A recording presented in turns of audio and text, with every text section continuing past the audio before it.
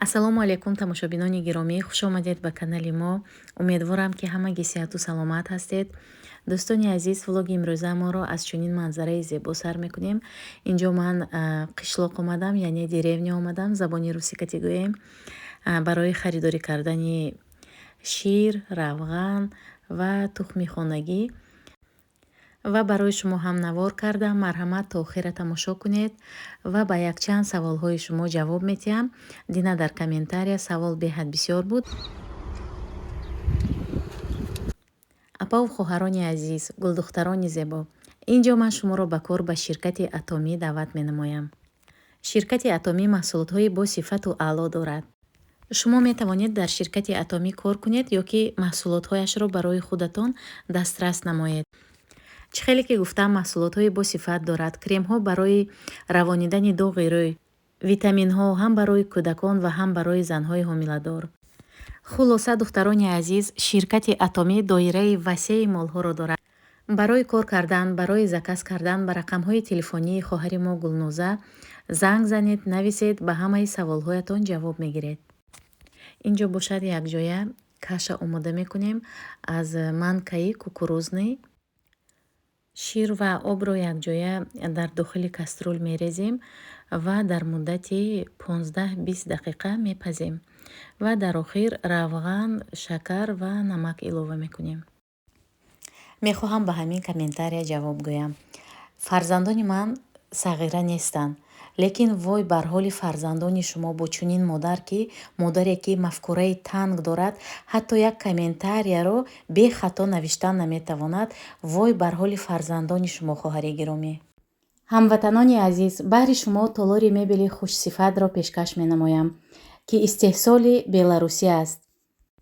дӯстони азиз, метавонед бо нархҳои дастрас ин мебелҳоро харидорӣ кунед.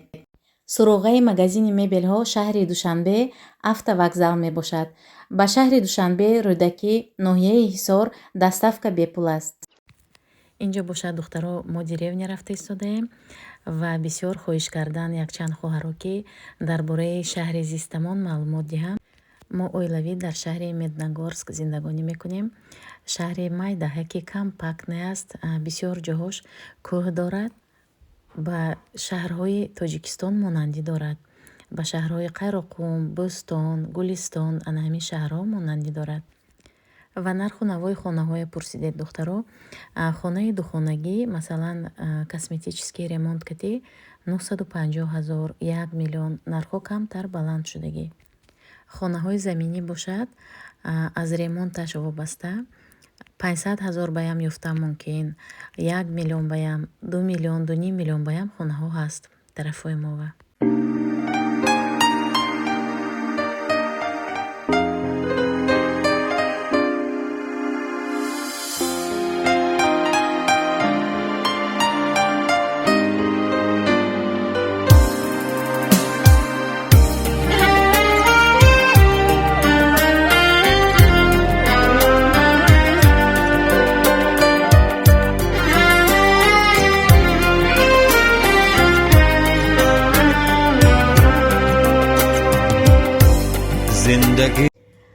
духтарона аз деревня омадем. творог гирифтам 6 кило, 1 килош 150 рубли. нархошам мегӯям, мумкин барои шумо шавқовар мешавад.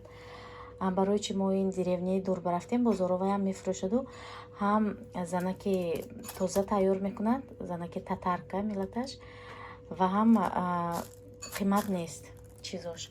сливочное масло кило 600 рубли, инҷа бошад 1000 рубли мефурӯшад. шаҳри мош 1000 рубли мефурӯшад. 4 кило маска гирифтам.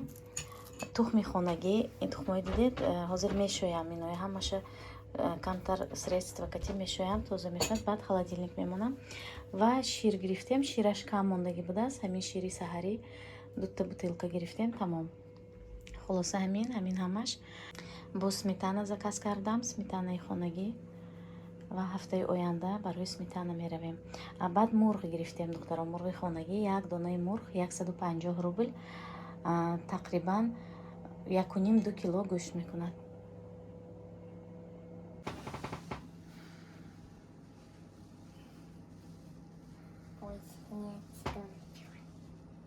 А что ты делаешь? На день рождения завтра пирог. На твой день рождения? Завтра тортик купим. Это пирог на полдник. Хорошо?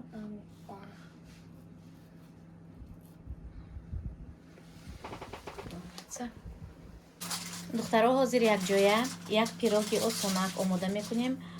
Барои ин ба мо шакар лозим аст, манни крупа, сметана, тухм, себ, пирог шарлотка, монанди шарлоткаву камтар мо дигаргунтар мекунем рецепташа барои ҳам осон шуданаш ва ҳам болаззат шуданаш.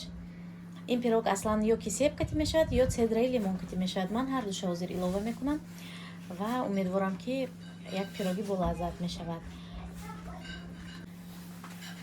барои рецепти ин пирог духтаро ман двойной порсия тайёр мекунам, яъне ин кружкаҳои беҳад калон, ин тақрибан 700 миллиграмма. кружкаи майдаи стандартни ана ин хел мешавад, ана ин 250 миллиграмм. ин бошад беҳад калон духтаро, ба ҳамин хотир ман двойной порсия мекунам. Инҷа бошад цедраи мандарин барои пирог илова мекунем, беҳад болаззат мешавад. Ва духтарои азиз, ман вақти выпечка тайёр кардан ҳатман намак илова мекунам, камтарак намак. Вақте ки намак кати сода, разрехлитель, ванилин якҷоя мешавад, намак ҳамаи чиз ба мазза метиҳад. камтар намак бояд, даже бисквитни тортовам кондитеро тавсия метиҳанд ки илова кунем. ин стакани дуюм бошад духтаро манни крупа. манни крупаям ҳамин хел двойной порсия кати. лекин барои чи намедонам ранги манни крупа сафед неву зарчатоб. ин ба фикрам аз фирма вобастагӣ дорад. акнун ҳозир ҳамаша якҷоя мекунем, омехта мекунем. ана ҳамин намак духтаро, ҳамин қадар намак илова кардам.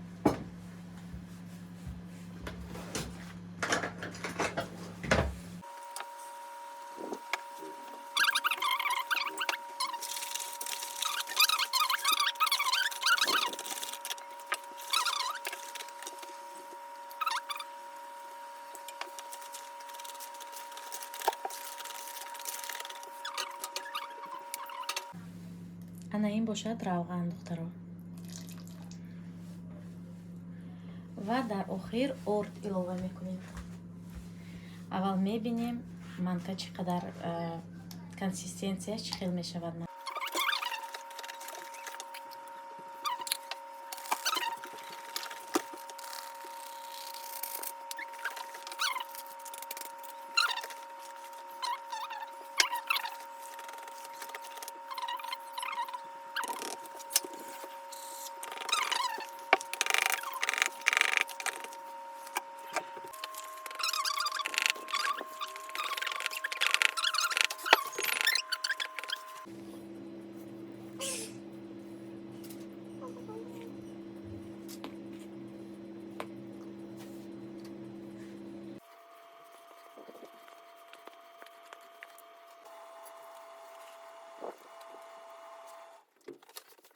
пирога бинед,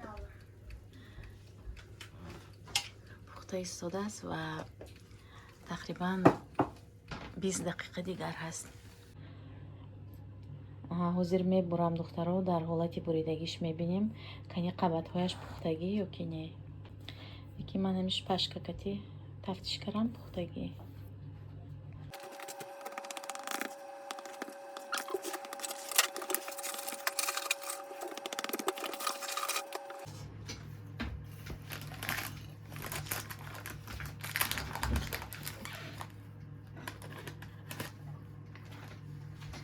ана духтарои азиз, қабатҳояш пухтагӣ, ин бо чӣ хел рассиб читӣ шудагӣ набинед.